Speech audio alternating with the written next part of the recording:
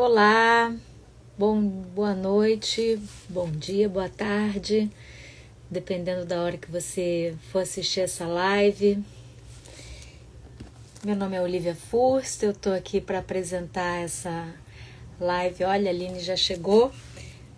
Hoje é quarta-feira, a nona live já da semana.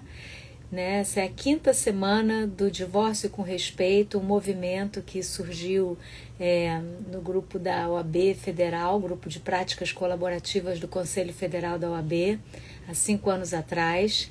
E esse projeto de iniciativa de uma participante da comissão, a Val, que trouxe essa linda ideia da gente, né, criar esse marco da Semana do Divórcio com Respeito como uma campanha, né, de conscientização da cultura, do respeito, do diálogo no momento do divórcio. Então são lives diárias, sempre 3 vezes por dia, às 8, à 1 da tarde e às 8 da noite.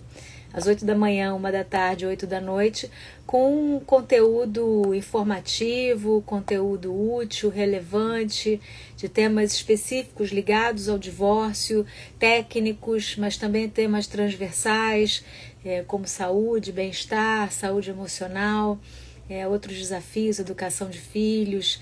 E hoje que a gente vai falar sobre avós, né? Como é que é o papel dos avós na nossa vida. Tô vendo que a Aline está aqui, ainda não vi a Mônica. Vamos só dar mais um tempinho, Aline, só para ver se a Mônica chega. E hoje o tema da nossa live é Bença Vó, Bença Vô, o amor e as lições que ficam, que é inspirado, o tema do livro da Aline Buris, que é a nossa convidada do dia. Deixa eu ver, cadê a Mônica? Vou chamando você, Aline. Você consegue pedir para entrar?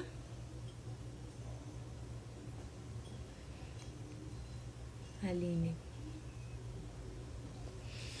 Então, se você conhece alguém que esteja passando por um divórcio ou acabou de passar por um divórcio, está pensando nisso e quiser encaminhar essa live, o folder da semana, para que as pessoas possam acessar esse conteúdo, ele fica gravado não só no nosso perfil aqui do Instagram, @divórcio com respeito, como também no nosso canal no YouTube. Aline.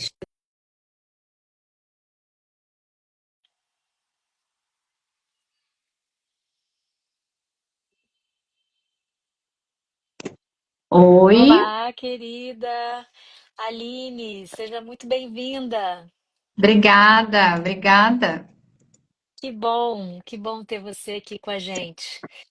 Deixa eu só tentar descobrir aqui aonde está a Mônica. Falei com ela há pouco, ela deve estar chegando já. Não sei se ela já entrou aqui. Ah, chegou. Mônica, você pode pedir para entrar, que aí eu te adiciono na live.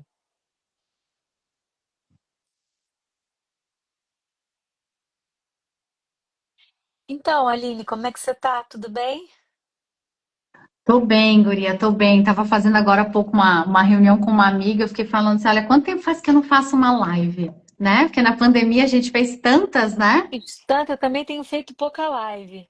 Fiz tantas, eu falei, gente, tava até com saudade, mas aí depois eu fiquei pensando assim, ó, como é que entra mais? Eu não lembrava mais como é que entrava. Pois é, a Mônica também ela tá perguntando como eu entro. E ela tá aparecendo para mim aqui como não pode participar. Mônica, se você tiver no computador, não funciona, não dá certo. Tem que ir para o celular e entrar na live pelo celular e clicar naquela câmerazinha com sinal de mais pedindo para entrar. Pois é, a gente desacostuma, né? Eu estava pensando sobre isso esses dias, como que eu fiz tanta live também na pandemia e eu sentava aqui, era uma desenvoltura, e agora eu tô toda mais assim, a gente desacostuma mesmo. Não, eu fiquei pensando exatamente nisso. Eu abri o Instagram, né? Porque hoje tem dia que é agendado, eu sempre brinco, tem dia que é agendado, tem dia que é cronometrado, né? Então, hoje é um daqueles dias assim que foi uma coisinha atrás da outra, um atendimento atrás do outro. E aí eu assim, gente, mas como é que entra de novo em live mesmo? Eu não lembro mais. Eu também, Aline. Acho que esse é um sinal do nosso tempo, né? A gente já voltou num ritmo intenso de vida, é, e, enfim, tá aqui também administrando as lives, o mundo das Ó, a Mônica lives. entrou. Ah, já vou. Pois é, você tem que pedir, Mônica, que nem a Aline, vai na câmerazinha com o sinal de mais e clica ali e pede para participar. A gente está te vendo. Esse começo, né, sempre dá uma Não tem problema. para engatar.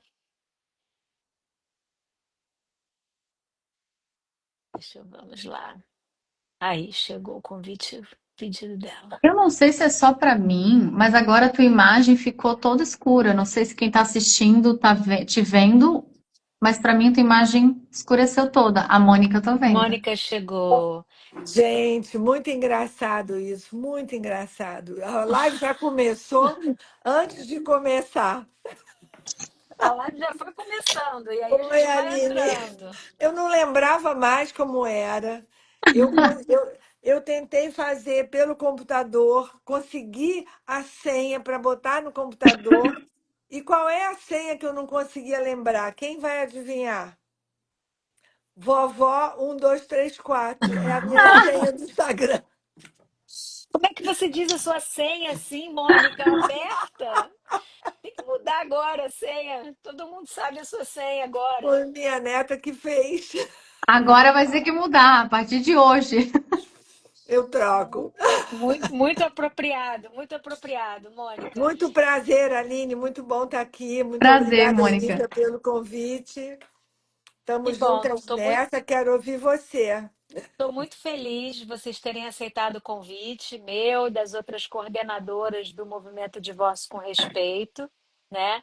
Que é um movimento que já existe há 5 anos. Essa é a quinta edição da Semana do Divórcio com Respeito, que é uma semana de lives que a gente promove com convidadas, convidados, aqui pelo Instagram, sempre às 8 da manhã, 1 da tarde ou 8 da noite, com temas diversos envolvendo o divórcio, né? Temas, enfim, técnicos, outros assuntos correlatos, transversais, mas sempre pensando nessa questão do divórcio com respeito, de promover essa cultura, essa conscientização desse momento tão importante da vida das famílias e que é foco do nosso trabalho aqui também. Então, boas-vindas, Aline, advogada, psicanalista, escritora, está aqui com a gente diretamente de Florianópolis. E Mônica Lobo, psicóloga, terapeuta de família e casal, mediadora, Aline também mediadora, né? E profissional colaborativa, enfim, uma linda noite, eu acho, nos espera para a gente falar sobre esse tema dos avós. A Aline acabou de lançar um livro que eu vou mostrar aqui para vocês. Ups, caiu aqui a minha. Eu tô com o meu aqui, ó. É, só a Mônica que não está com dela ainda, que é Mônica, Benção vou mandar Vó. um para você, Mônica. Muito obrigada. Vocês duas vão trocar muita bola aqui. Benção vó, benção avô, o amor e as lições que ficam. Livro de Aline Bures, né? Então vou começar levantando para você, Aline. Conta pra gente como é que foi essa ideia, esse processo, enfim, de escrever sobre as memórias e os afetos, como você diz, né, dos seus avós. Então, primeiro, boa noite, né? E depois eu quero assim, agradecer, porque eu e a Olivia, a gente se encontra menos do que gostaria e menos do que precisa, né? Sim. Então, quando veio esse convite para falar sobre esse livro, que de fato, assim, tem sido um bálsamo no meio, né, de todas as demandas, assim, ter um livro com essa história, né, de algo que eu conheci tão profundamente, que é o amor dos avós, né? E essa relação, né, que a gente acabou tendo. Então, primeiro, agradecer vocês, agradecer a Mônica. A gente ainda não tinha se encontrado, mas eu já te acompanho há bastante tempo. Sou super fã do teu trabalho, assim como sou fã da Olivia, né? E que bom que a gente se encontra, né? Eu sempre digo que a vida é a arte do encontro. Então, assim, esses momentos para a gente poder se encontrar e conversar. E o livro é uma grande arte do encontro também, assim. O livro fala sobre meus dois avós maternos, né? A Dona Maria e o seu Dona, Talino. é, E a ideia do livro surgiu após. Eu sempre escrevi, né? Eu falo isso até na introdução do livro, assim. Eu sempre escrevi, sempre. Né? Então, o que eu não sabia falar, eu escrevia. E eu sou filha de um processo de divórcio litigioso longuíssimo. Não à toa eu faço direito de famílias, não à toa trabalho na percepção que trabalho, né? E os meus avós foram figuras principais nesse lugar, né? Então, não só de um suporte numa rede materna de uma mãe que fica com 4 filhos numa faixa etária entre 14 e 8 anos, são 4 filhos, um homem que vai embora, e como que ela lida com isso. Então, a minha avó foi uma rede de apoio da minha mãe gigante, mulheres sendo rede, e o meu avô entrou nesse lugar muito importante, que ele foi uma figura masculina central pra gente, né? Ele foi a pessoa ali que foi dando também pra gente um suporte, não só de outros pontos de vista, mas também um ponto de vista de afeto, né? Então, é a partir dessa construção dos meus avós maternos que a gente tem esse acolhimento nesse momento, que foi um momento muito longo e muito difícil, que reverbera até hoje, né? Demandas de um processo que foi difícil e que é difícil. E eu escrevo sempre, desde sempre. Então, quando a minha avó faleceu em 2015, eu conheci a análise. Então, a partir na realidade, antes disso, eu fazia terapia familiar. Então, a minha terapeuta já tinha me sugerido, Aline, tu escreve, começa a escrever um pouco sobre esse processo de luto. O que que está sendo para você perder essa figura materna, né? Essa mulher tão representativa na sua vida. Então, eu escrevia vários textos e fui deixando. E eu sou analógica, né? Então, eu escrevia no meu caderninho, na mão aqui, vai escrevendo, né? E eu escrevi muito tempo, e depois, em 2023, no final de 2022, na realidade, o meu avô faleceu, 8 anos depois, e aí foi um processo mais difícil ainda, eu acho, porque, de alguma maneira, quando a gente perdeu a avó, tinha o vô, né? Tem uma figura que ele também foi central, né? No momento até do atravessamento desse luto da avó, ele foi uma figura que soube orientar, soube dizer, né? Olha, eu também estou sentindo dor, mas a vida tem que seguir, a melhor forma. Tanto que o início do livro, que eu falo que a melhor forma de homenagear alguém é vivendo a nossa própria vida, vem de uma frase que ele falou para mim, né? Que a melhor forma da gente homenagear a nossa avó é vivendo. E aí, quando ele faleceu, acho que foi mais difícil para mim, até porque ele também ele tem um lugar de paternidade muito forte numa relação comigo, e eu passei a escrever mais um pouco. E esse ano, para mim, aí em algum momento eu devo ter colocado isso num papel, literalmente, num documento, e deixei ali, troquei umas ideias com a minha mãe, mas eu não me sentia preparada para publicar absolutamente nada disso. E esse ano, quando eu fiz 40 anos, e completou 10 anos da morte da avó, uma editora me liga, sugerindo que eu publicasse um livro com eles, e eles têm um selo de crônicas e um selo jurídico. Falei, olha, 40 anos, né? É uma idade tão bonita. Por que a gente não faz uma coisa diferente? Por que será, né, que eu não faço meu primeiro livro ser uma homenagem para eles? Nada mais justo, né? E aí foi uma construção, Olivia e Mônica. Foi assim, eu comecei a olhar o livro e comecei a achar que tinham coisas que eram muito privadas, assim, que quando você escreve em processo terapêutico é uma escrita diferente, né? E aí a minha avó é muito discreta. Então, assim, eu acho que tá expondo demais. Aí, em 30 dias, eu elaborei um pouco melhor tudo isso, deixei aquele livro guardadinho, mas peguei as principais histórias. E a minha filha me deu a ideia, que aí a minha filha participou junto, a minha filha que conviveu com eles, né? E meu filho, meu marido, foi um livro escrito e pensado a 4 aqui em casa. Ela, por que você não divide em partes? Por que, quem sabe, você não faz partes coloridas? E eu falei, cara, por que será que de repente eu não divido o que eu aprendi com eles para os outros? E aí foi a ideia de escrever as crônicas e, na sequência, lições, né? E aí, depois de um tempo, a ideia de ter um espaço no livro para que as pessoas também invoquem suas memórias e também escrevam. Então, é um livro que, para mim, foi escrito durante 10 anos como um processo também de acolher um processo de luto, né? Que foi bem difícil. E também numa era que a gente está, onde todo mundo faz tudo muito rápido, onde está todo mundo sempre correndo a tudo. Quando eu falei que eu escrevi esse livro durante 10 anos, né? As pessoas assim, nossa, mas esse tempo todo... Eu falei, é que as coisas que a gente sente não dá para sentir com pressa, né? Não é uma coisa que a gente senta assim e faz um TCC com prazo, né? É algo que foi sentido para poder existir. Eu acho que é um livro que fala muito sobre isso, assim, sobre sentir. E é uma coisa que eu, sabe como é que eu sou, né, Olivia? Eu não pareço, mas eu sou envergonhada. Então aí eu olho esse livro na mão de todo mundo, eu fico assim, gente, o vô e a avó iam estar orgulhosíssimos. Mas, gente, é sério, tá todo mundo lendo mesmo? É. Todo mundo lendo e gostando muito, né? Tô acompanhando a repercussão, assim, é uma leitura muito envolvente, né? A Aline tem uma escrita, assim, muito amorosa, muito calorosa e simples e gostosa de ler. Então, a sensação é que você está convidado, você vai entrando naquela ambiência, né? Você consegue isso.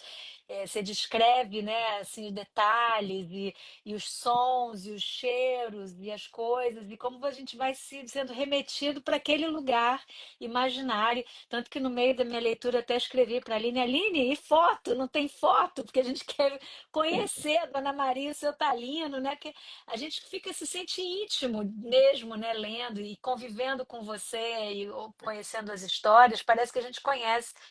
Então, ela falou da foto, né? Que você não botou uma foto de propósito para a Não. gente. Depois eu pensei nisso, a gente trocou uma figurinha depois, né? A foto foi uma coisa interessante. A minha mãe, quando saiu o livro, eu troquei muita ideia com a minha mãe, assim, porque também foi um processo muito respeitoso com a minha mãe, né? Para minha mãe, o atravessamento do luto do meu avô foi muito mais complexo. Foi um percurso muito difícil, assim. Ela passou o último um ano pós falecimento dele é muito abalada. O percurso dela foi muito profundo, muito difícil, assim. Então, quando eu fui lançar o livro, eu também busquei, eu queria muito lançar esse livro, eu queria muito jogar essa história para o mundo. Eu acho que todo mundo merecia uma Maria e um Talino na vida.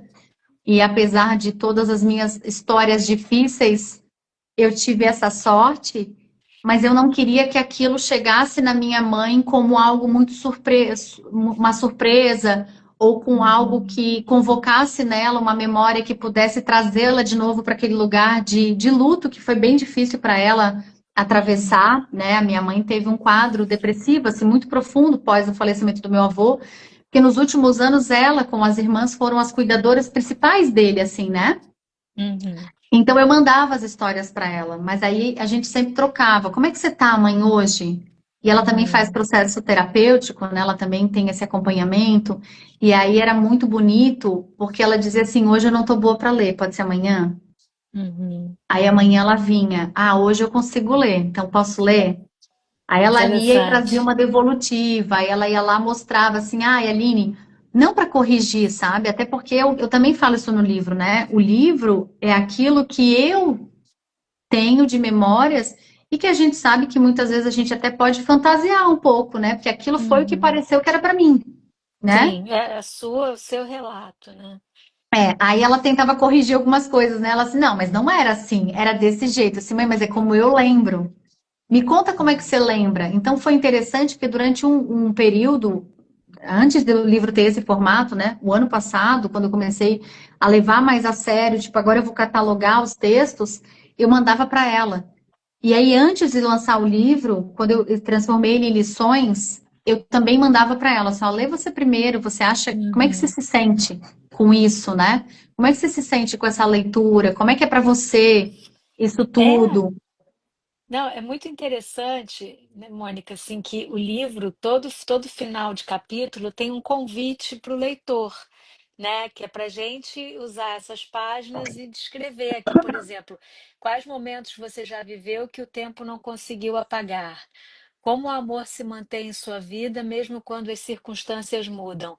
Ela provoca uma reflexão e dá um espaço para a gente, né, acessar isso e fazer um link com o que a gente acabou de ler. Então, é um livro terapêutico, né, assim também, que propõe um trabalho com quem está lendo, né? Quem está lendo também escreve a sua história, né? Assim, achei muito bonito isso. Eu queria Entremeada, perguntar. entremeada com a da Aline, né? Que é essa coisa dessa costura.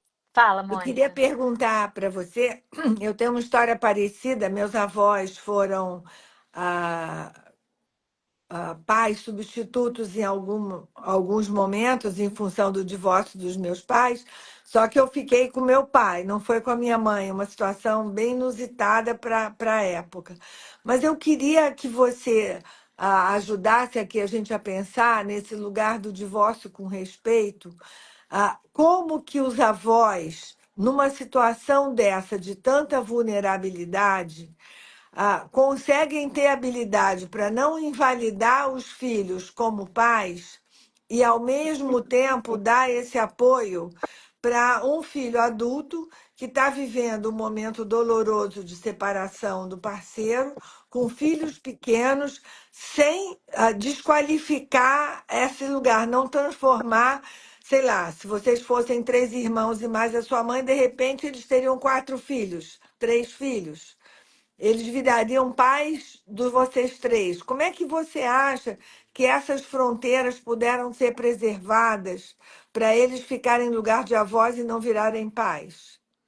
Porque É esse eu uma acho que é um respeito, manter a organização e não invalidar o filho que se separou naquele momento. Eu acho que esse é um dos papéis importantes dos avós.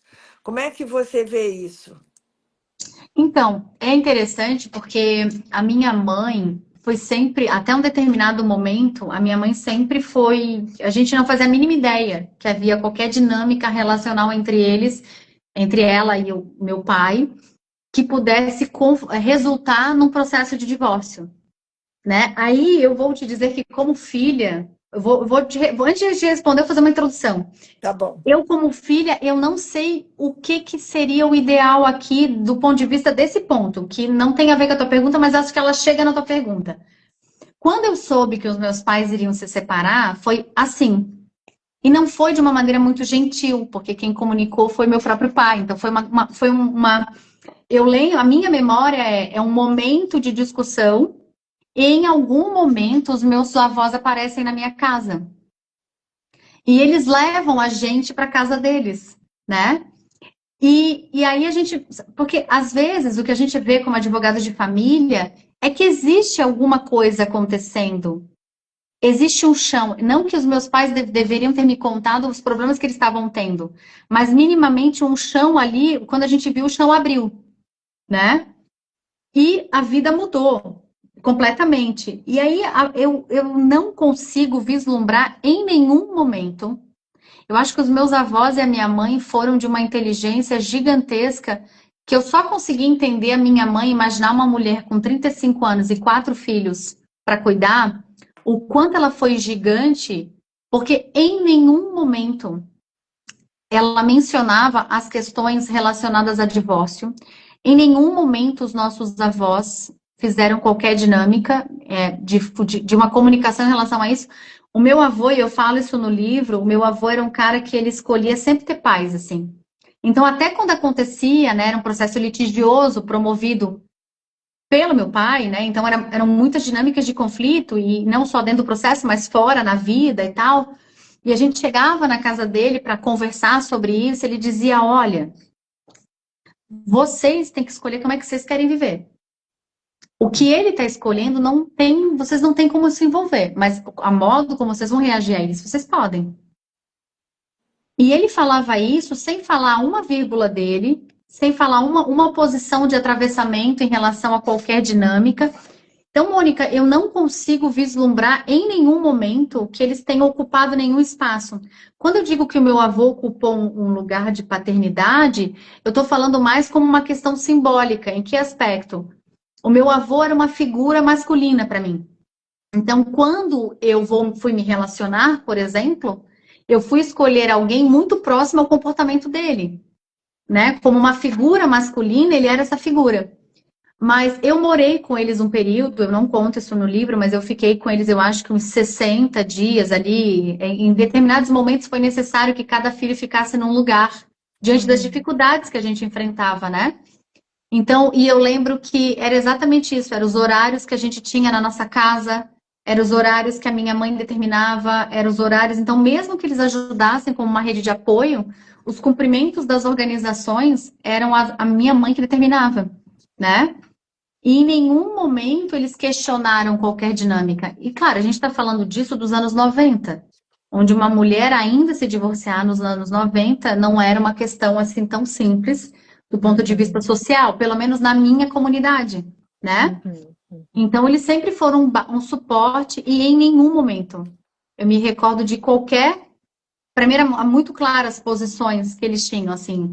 E eu só fui me dar conta disso depois de muito tempo, assim, como as coisas eram organizadas. Quer dizer, Uhum. como respeitaram o lugar da sua mãe e até o lugar de vocês de filhos, né? Uhum. Para não diminuir o lugar do seu pai, embora vocês estivessem percebendo toda essa dinâmica judicial, mas ele falava de uma posição de eu para vocês, o que que vocês querem fazer, qual é o lugar de vocês, e não uma coisa reativa a ele. Era um Uhum. movimento de saúde, de construção para vocês como filhos. E é isso que eu acho que tem a importância do lugar dos avós nesse momento do divórcio dos filhos, né? O quanto que é delicado, porque você precisa apoiar, né? O filho muitas vezes volta para a casa dos avós, volta para a casa dos pais, porque fica, às vezes, com dificuldades financeiras, dificuldades emocionais, afetivas, etc. Mas os avós não rompem essa hierarquia de uma mulher de 35 anos com 4 filhos. Eles apoiam a maternidade dela, né? Eu acho que. E sempre foi assim. E aí a gente verifica, né? A gente analisa isso também atualmente, né? Se a gente parar para pensar, as mulheres cuidam desde sempre, né? Assim como a minha avó cuidou da minha mãe, apesar da gente ter, a gente em momentos a gente precisou se separar, mas a minha mãe continuou na casa que era nossa, né? E depois a gente volta todos a morarem juntos. Foram curtos tempos, assim, momentos mais difíceis economicamente, né? Uhum. Mas a gente observa muitos casos, como tu trouxe, né? De famílias que voltam a morar com os pais, ou ainda mães que precisam terceirizar esse cuidado com a avó, com o avô, para deixar. E aí a gente tem conflitos de questões parentais, né? De quem decide, quem não decide, como educa, quem não educa, né? Como é que Uhum. faz. E eu acho que a base do respeito é o diálogo, né? É ter essa noção dos papéis muito claros. E eu acho que isso meus Uhum. avós tinham uma sabedoria gigante. Ao longo da vida, eles cuidaram, especialmente minha avó, né, de outros netos por outras questões, né? Porque os pais foram trabalhar e não queriam colocar no jardim muito cedo, ou não tinha uma Uhum. escola muito perto, então ficava num turno com a gente, com ela, e depois iam para casa. E a todo momento eu lembro da minha avó, não comigo, mas com essas duas netas que ela cuidou de um outro tio, ela dizia assim: não, eu não posso te dar tal coisa porque tua mãe e teu pai não querem, né? Então Uhum. o respeito ele era muito óbvio, né? Então isso aqui eu não vou fazer porque teu pai e tua mãe não gostam. E a gente sabe que isso é uma raridade nas relações que a gente acaba tendo. E eu também não acho que os avós acabam fazendo isso simplesmente por um desrespeito, mas simplesmente porque as funções parentais se confundem, né? Sim. Eu fico mais tempo que a criança, então como é que eu digo para essa criança? Como é que eu coloco o limite? E quando são Uhum. adolescentes, o que que eu falo, né?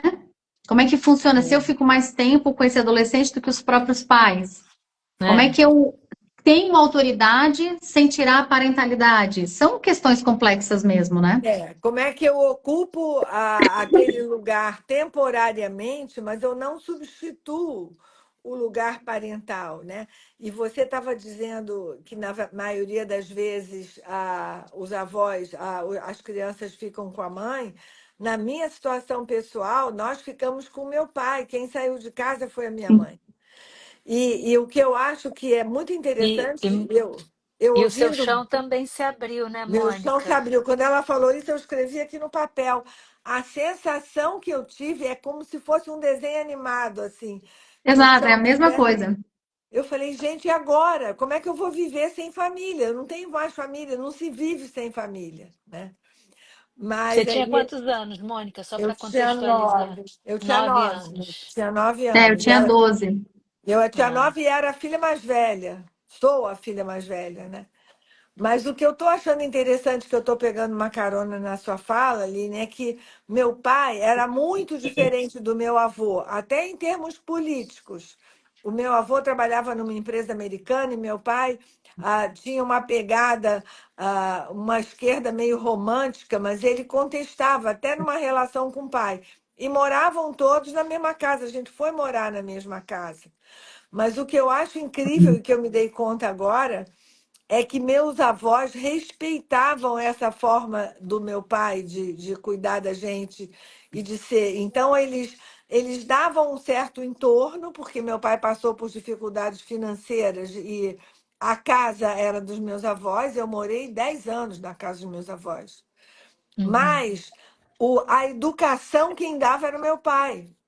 uhum, Eles acolhiam, a gente andava junto, mas assim, quem educava era o meu pai. Os valores principais, a ideologia era dada pelo meu pai. E não tinha tensão, tinha diálogo. Um diálogo, às vezes, até um pouco que eu ficava, quem está certo, quem não está certo, ficava olhando, cresci nesse ambiente, mas era uma coisa muito respeitosa do ponto de vista de cada um.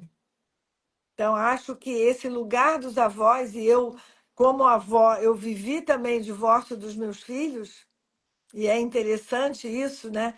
E o quanto que você apoia, o quanto que você precisa manter essa fronteira, porque Uhum. você não é pai, você não é mãe daquelas crianças. E eu me lembro que uma coisa que me assustou, eu estava levando com a minha filha, meu neto, para o colégio, e o pai não apareceu.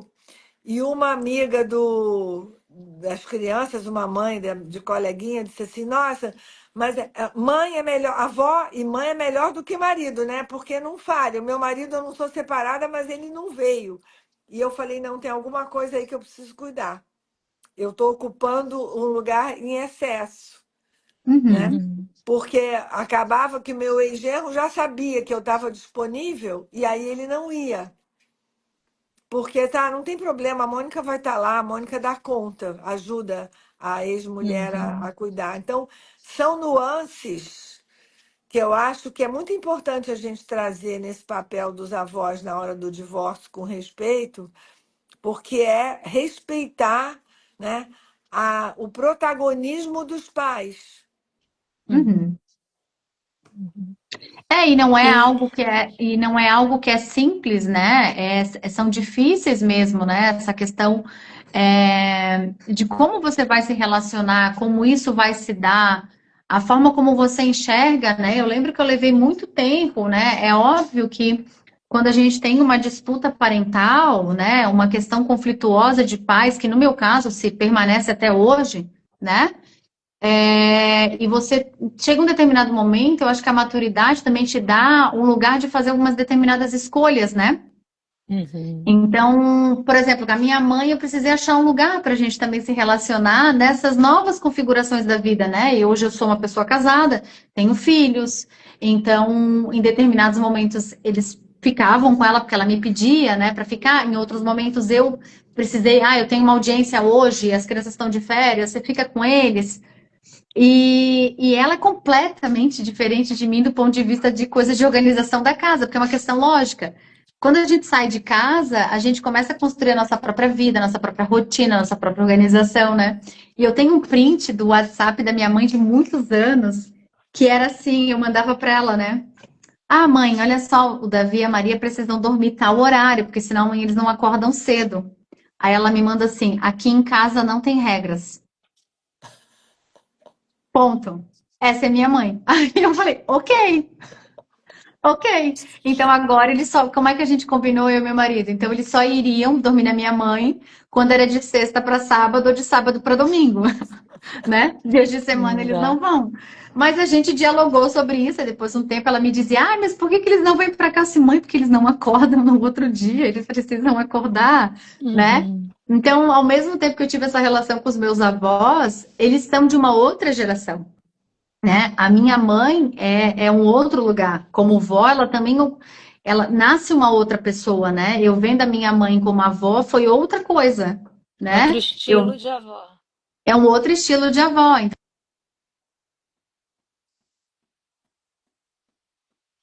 E a Aline travou? É, Congelou, travou. né? Não tô... Ah, agora voltou, voltou. voltou, voltou. Voltei?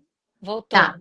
Os meus filhos, eles têm estilos de avó, eles convivem com a minha mãe e com os pais do meu marido, né? E os pais do meu marido são mais velhos também. Então eles têm um outro perfil de avós. A minha mãe já é uma, eles chamam a minha mãe, chamavam, agora eles são mais velhos, não chamam mais, mas quando eles eram pequenos chamavam a minha mãe de vó doidinha. Por quê? Porque ela não tem regra, porque ela ela vai cozinhar, ela esquece e volta, né? Mas ao mesmo tempo, eu lembro de uma outra coisa que é muito interessante da minha mãe, é que ela pedia para ficar com eles, mas eu lembro que teve um dia que ela falou assim: olha, eu consigo ficar com eles 2 dias. Ela tinha pedido para ficar uma semana inteira. Aí daqui a pouco ela me liga.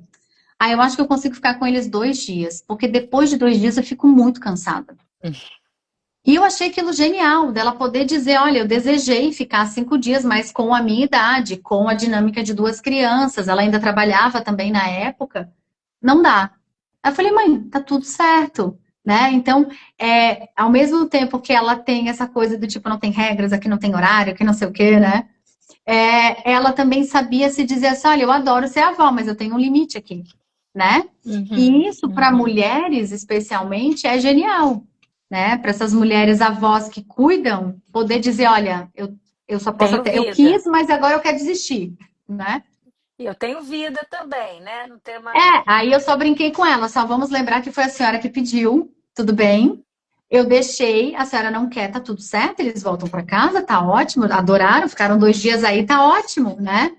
Aí agora a gente tá numa outra fase, que é a fase que o Davi tá namorando, Maria Clara tem 13 anos, quer ficar com as amigas, ou seja, não vão mais nas férias dormir na casa da avó, né?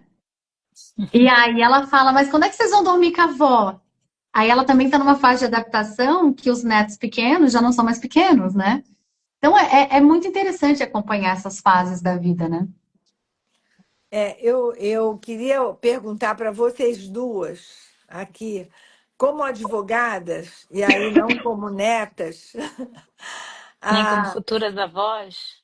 nem como futuras avós, como é que vocês, se vocês observam assim a interferência das avós ou das crenças desses avós na hora do processo de divórcio, o quanto que isso facilita e o quanto que isso traz entraves para esse processo, se vocês têm essa vivência.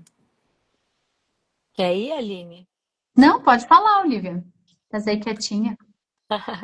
Não, eu acho que é muito presente, né? Assim, nem sempre, Mônica, nem sempre. Quando a gente vai perguntando, em algumas situações aparece logo a presença, né, de avós, ou porque dão muito suporte nos cuidados do dia a dia, ou porque apoiam financeiramente esses netos. Então, isso logo surge, né, essa figura presente na dinâmica familiar, eh, ou porque tem uma participação invasiva, né? Assim, até alguém comentou aqui, mas de muita ingerência na vida do casal, de muita ingerência na vida familiar dos filhos, do filho ou da filha, né? Então, como, né, o sogro, a sogra, né, difícil, que acaba. E aí a gente começa a entender que é uma dinâmica desse filho que ainda não rompeu, não saiu da casa dos pais, e que a gente começa com a experiência, né, ampliando as nossas lentes e entendendo dinâmicas familiares e tal, a gente começa a entender as camadas e os desdobramentos disso, o quanto que e aí, falando um pouco tecnicamente, né, para os profissionais, esse aprendizado de fazer um genograma, né, uma árvore da Uhum. família, ajuda a gente a mapear esses padrões, essas crenças. Então, como é que era, né, o seu pai, sua mãe, ou está vivo, e como é que está chegando essa pessoa, esse cliente? Acho que ajuda muito. Então, acho, não sei se é bem isso que você perguntou, Mônica, mas chega a cultura familiar aparece muito, né, no momento do divórcio, como é que cada um conduz essa fase de transição da sua vida, né? E ou os avós aparecem isso, dando muito suporte, né? Outros tendo uma ingerência considerada indevida, excessiva, isso também aparece muito. Ou porque é mais raro, não se fala muito nos avós, né? Assim, no papel dos avós. Mas enfim, não sei, Aline, quer falar?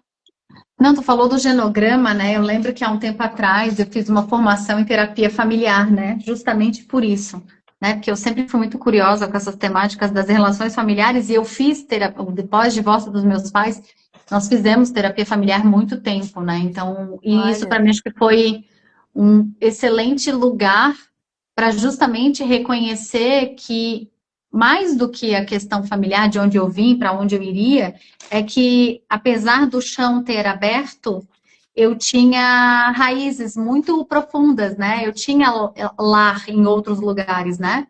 E poder se reconstruir, né? Se redesenhar, escrever uma nova história, né? A partir de um fato que você não tem como decidir, que acontece. Seus pais se separam, o chão se abre.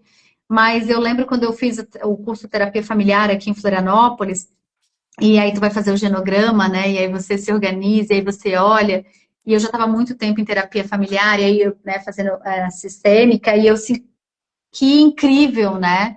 Olha quantos braços e quantas raízes e quantos galhos geraram essa família desse vô e dessa avó que fizeram com que eu escolhesse a profissão que eu também quis escolher, a área em que eu quis me especializar, né? E eu faço muito esses atendimentos, Monique Oliver, no escritório, quando a gente pensa em processos de divórcio, do genograma, né? Por quê? Para que a gente possa entender, porque seria assunto para outra live, né? Mas assim, a gente percebe uma solidão muito grande também de quem está se divorciando, tipo, o sim. que vem agora?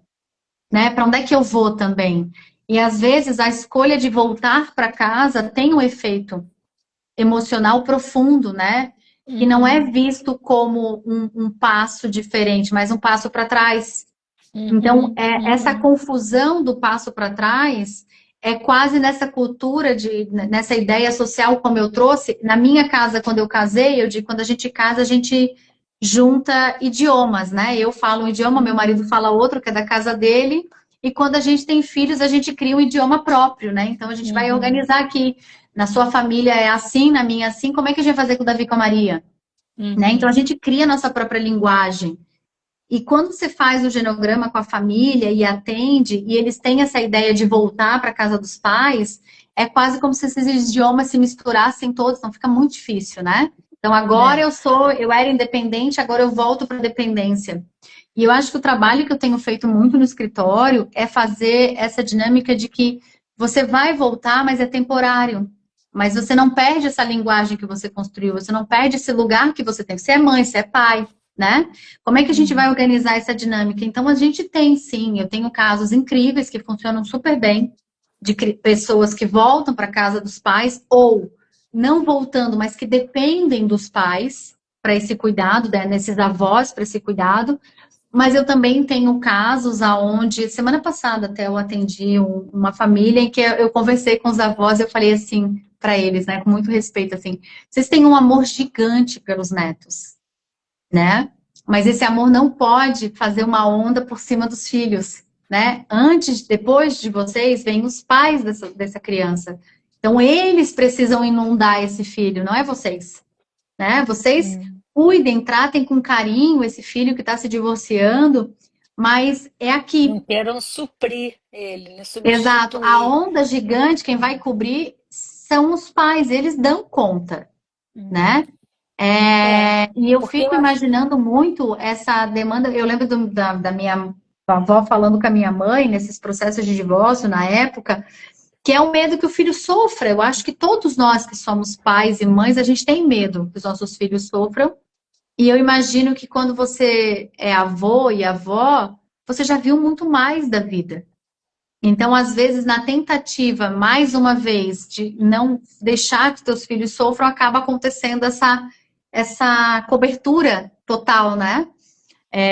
Então, eu tenho eu tenho várias possibilidades. Assim, eu tenho famílias que conseguem se reconfigurar mesmo, tenho famílias que a gente consegue, fica confuso, e aí a gente trabalha numa perspectiva de atendimento, né, de multidisciplinar, então a gente vai precisar de equipe técnica para auxiliar, então vai precisar do psicólogo, vai precisar do terapeuta das crianças, vai precisar reconfigurar. Então, eu tenho alguns casais que eu atendo que estão em processo de divórcio, estão fazendo terapia familiar, para justamente poder entender essas reconfigurações, os papéis parentais. Eu acho que isso é importante. É claro que a gente perde quando você vai para o litígio. E quando você vai para o litígio, né, como um processo que eu já atuei de alienação parental contra os avós, a gente vai para um Nossa. lugar que a gente perde o que a gente tem de mais rico, que é a nossa autonomia, né? De poder Uhum, construir a partir de uma história. O que a gente vai fazer com isso aqui? Estamos errando, mas o que a gente vai fazer com isso aqui, né? uhum. O que eu estava pensando, ouvindo vocês duas, é que é uma oportunidade, né, de uma mudança de padrão, assim, dos avós, né? Você falou isso de voltar para casa. Tem uma autora americana, a Froma Walsh, ela escreve um livro chamado Você Pode Voltar para Casa Novamente, né? Isso. E esse voltar para casa não é um voltar para casa para voltar para o seu lugar de antes de sair de casa, é voltar para casa para respirar, para se apoiar e voltar a sair. E muitas vezes pais, né, que talvez como pais tivessem sido um pouco invasivos e superprotetores, conseguem nesse momento rever o lugar. Porque isso, quando você falou da onda, e achei bonita a sua imagem, Aline, os avós precisam de um lugar, eles têm necessidade de ter algum papel ali naquela dor, naquele luto, né? Que Familiar. é um luto em vida, é uma morte em vida, essas Uhum. crianças perderem a estabilidade da família. Mas você pode, de alguma maneira, redefinir um pouco essa situação para ver que ganhos, porque a vida é assim, para a gente ganhar alguma coisa, a gente deixou alguma coisa para trás. Então, esses avós vão abrir mão de um papel que eles talvez tivessem mais jovens ou quando os filhos eram pequenos, eles não vão ser pais de novo. Uhum. Eles vão apoiar aqueles filhos para os filhos poderem ter uma parentalidade menos avassaladora, sem parceiro, ou vivendo esse processo todo de perder esse projeto família que eles tinham e voltar, né, a conseguir construir duas novas famílias, É, a mãe com os filhos e o pai com os filhos, que seria o melhor dos mundos, mas que muitas vezes uma se fortalece e o outro às vezes desaparece, ou por novos casamentos. Em geral, é mais comum nos homens se distanciarem. Era mais comum. Eu tenho achado hoje em dia, tem Bem visto diferente também. cada vez mais os pais batalhando pela paternidade e de voltarem para isso, né? é. Mas, É, enfim, mas quer eu, falar? eu só ousaria dizer algo um pouco diferente, só do ponto de vista, assim, da questão das duas famílias, né? Eu costumo dizer, né, até a partir do próprio genograma que a gente monta, né? Quando a gente pensa num genograma familiar, a gente segue tendo o melhor dos mundos seria que a gente conseguisse passar por a travessia de um divórcio, mas entender que a gente segue sendo uma família com uma nova configuração, né? A gente Uhum. vai seguir sendo família, né? Numa ideia de uma nova configuração, me parece. Mas eu acho que a grande dificuldade é essa, né, Mônica? Acaba que um lado que normalmente é o lado que permanece, né, que fica, né, acaba se reconstruindo, se remodelando, redesenhando. Tem outra coisa que seria assunto para outro dia, né, que é o papel dos filhos mais velhos, que provavelmente deve ter acontecido isso contigo, né, de muitas vezes também ser confundido, sobe, né, se tem os avós que querem cobrir os pais, a gente tem às vezes a posição dos filhos que por uma convocação, sentem uma necessidade de ocupar esse lugar de cuidar da mãe ou de assumir um cuidado da casa, né? Na minha história, eu e meu irmão, a gente começa a trabalhar muito cedo, né? Então, em alguns momentos, até a nossa relação com os nossos irmãos era meio confusa, né? Era uma relação de muita autoridade, que na realidade nós somos irmãos, né? Então, ao longo dos anos, a gente também precisou remodelar isso, mas eu gosto muito, tem um trecho que eu falo, acho que no livro, sobre essa questão das escolhas, né? O meu avô falava muito sobre isso. Eu não escrevi exatamente assim, provavelmente, mas é algo no sentido de que escolher também é perder, né? Então a gente escolhe Uhum. uma coisa, algo se perde. Mas Uhum. na mesma Uhum. medida que algo se perde, você também ganha algo, né? Algo se Então, assim, ganha. então eu no final do livro, não sei se foi na introdução, algum lugar que eu falei assim, meus avós me deram vida quando eles encerraram a Perderam a vida vida. deles, É, eu li né? esse Uhum. pedacinho. Foi introdução. Foi na É. introdução. É. É, e eu acho que tem muito isso, assim, porque eu comecei a observar uma outra coisa que eu acho que também é importante quando a gente pensa num divórcio com respeito, né? Os nossos filhos não vão copiar o que a gente fala. Eles vão copiar claramente o que a gente faz, né? Então, a forma como os meus avós conduziram a vida fez com que eu também entendesse como eu poderia conduzir a minha, né? Então, é claro que às vezes eu uso o humor com uma certa proteção, às vezes quando alguém brincava assim, nossa, Aline, mas você é tão madura, eu falei, não, gente, é trauma. Vocês não fiquem muito felizes, não, porque é Mas eu trauma. acho bonitinho, Aline, é curioso, né? Como a figura dos seus avós, né? Ah, é tão diferente para você do que a figura da sua mãe, que foi filha desses avós, é para os seus filhos,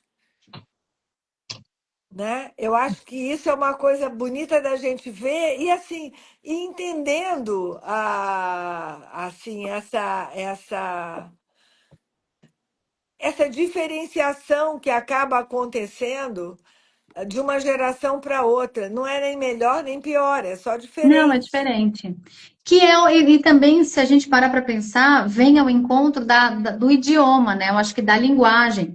Por mais que a minha mãe seja filha, né, desse casal tão incrível, ela tem as percepções dela de como foi ser criada por eles, de E como como foi ser pais, filha. eles eram pais diferentes dos avós que eles foram. Exato, né? Foram. Então, assim, na mesma medida que depois de muito tempo eu também percebi que eles eram avós diferentes para cada neto, eles eram pais diferentes para cada filho, assim como a minha mãe é mãe diferente para cada filho, né?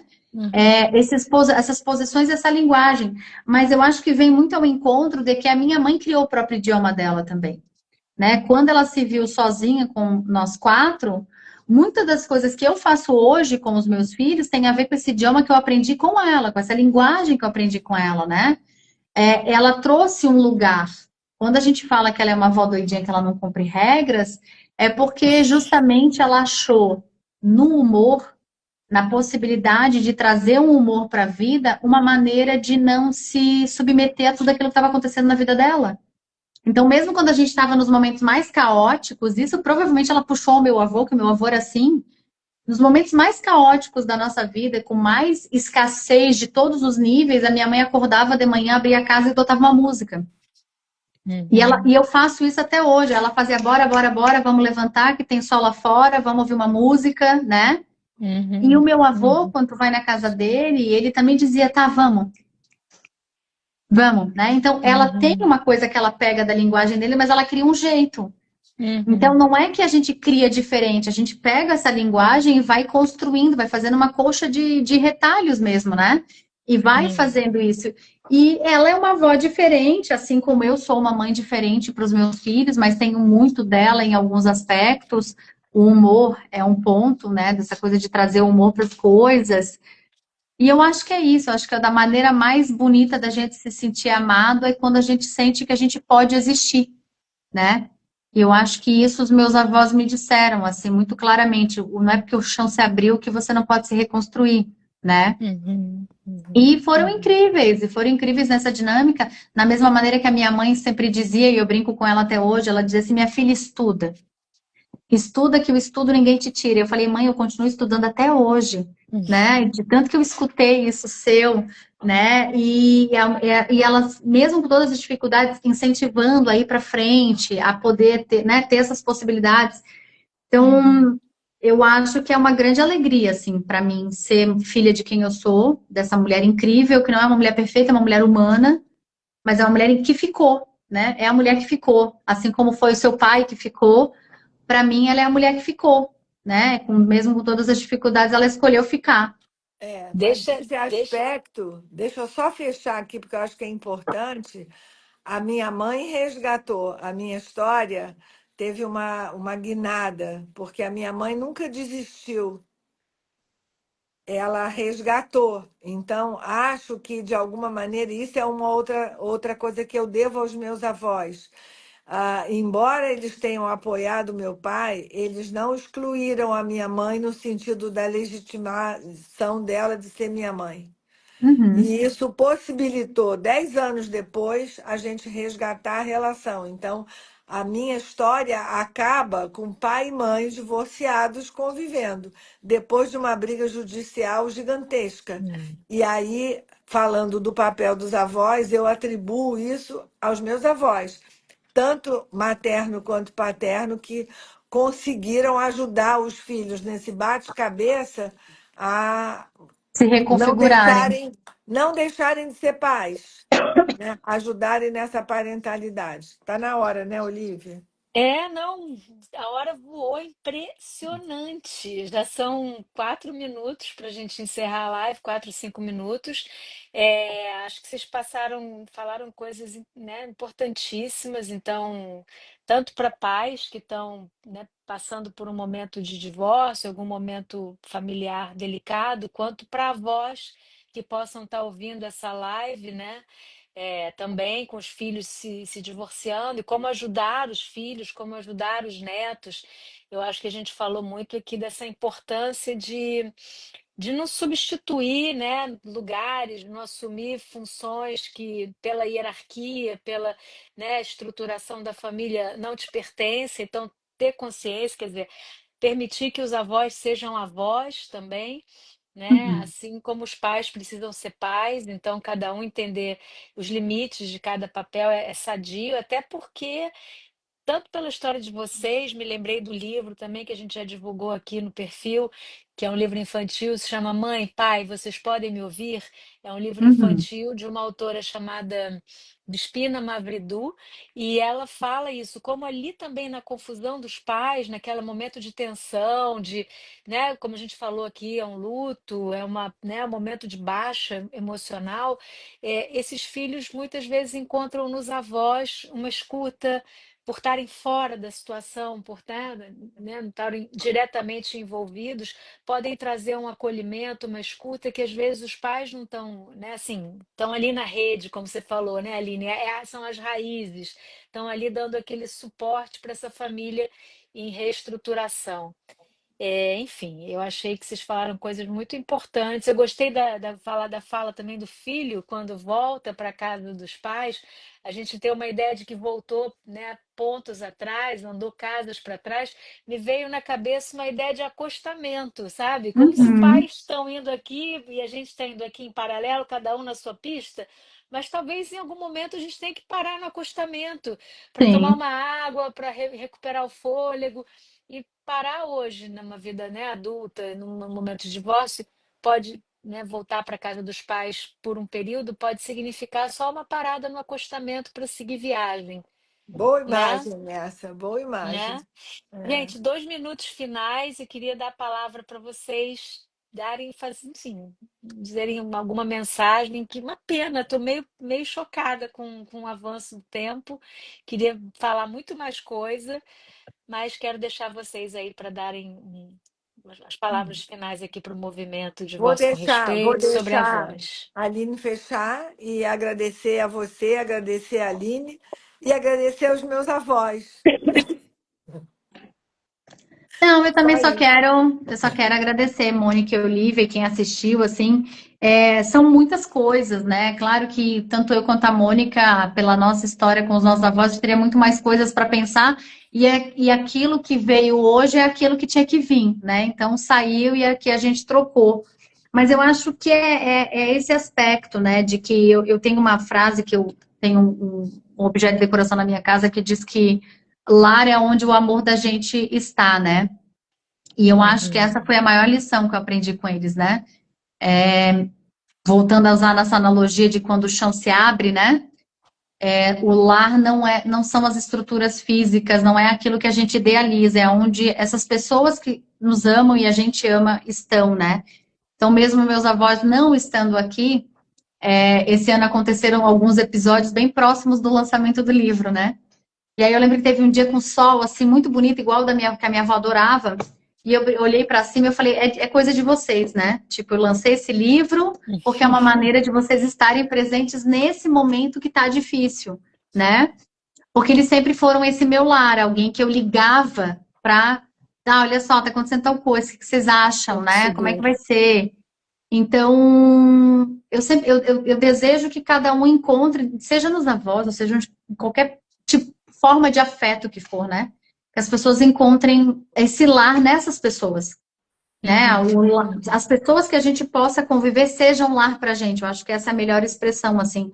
E esse é meu foco quando eu penso nos meus filhos, no meu casamento, né? Que esse encontro, alguém ao vir nos encontrar, que seja para encontrar amor, né?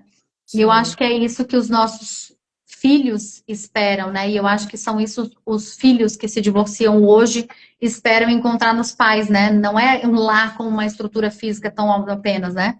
Mas como um lugar que eles sim, possam se sentir amados num momento tão difícil. sim, sim. É isso, Aline. Obrigada pelas tuas palavras. Vamos encerrar com Imagina. elas, tá? Convido a todos e a todas que continuem acompanhando a programação aqui da Semana do Divórcio com Respeito. Encaminhem para quem vocês acharem que possa se beneficiar dessa conversa, ouvir, tá? É isso, gente. Muito obrigada Beijo. em nome de todo o movimento. Um beijo para vocês. Boa noite, Viva nossos Boa obrigada. avós. noite. Viva Boa os noite. avós as avós que seremos. Vai demorar Nem um pouco, falamos sobre Olivia. isso. Ah, já estou pensando nisso. Beijo, Tchau, gente. Beijo. tchau, Tchau. Tchau. tchau.